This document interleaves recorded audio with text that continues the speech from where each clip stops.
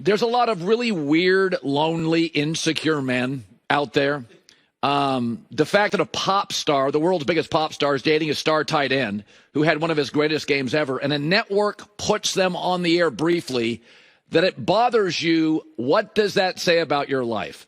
Judge people sometimes on the silly stuff that bothers them. It'll tell you a lot about them. When I hear this whole thing about Taylor Swift, I just want to watch football. Liar, you're lying. That's not true. A football telecast is not just football.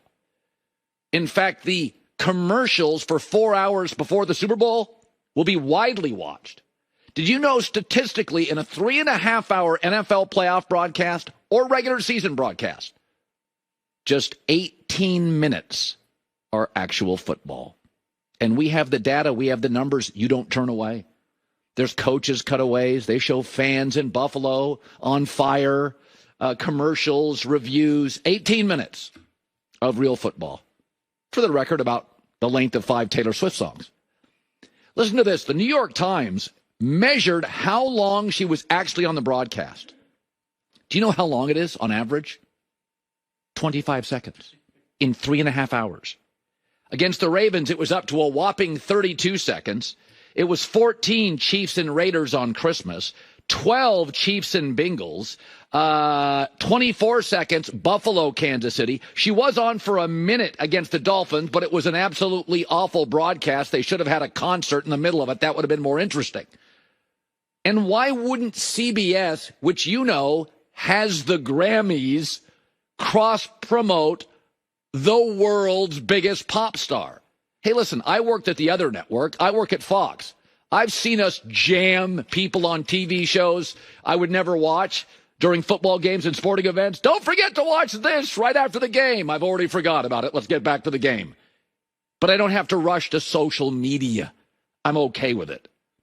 Here's the other thing that strikes me. Matthew McConaughey. All right. Love him. Drake on everything.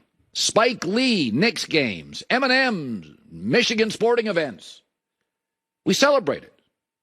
80s, 90s, Jack Nicholson Laker games is cool. Saw Jack. But a talented and beautiful woman is on the air, one who would never pay attention to lonely men, and it bothers them. There's a stat out there, it's kind of uncomfortable for you sad guys, that 50% of men never have real intimacy with a woman. That means the other 50% have multiple intimate relationships with women. And those ones that don't are angry and sad and lonely, and they are often misogynistic and resent women who didn't give them the time they think they deserve.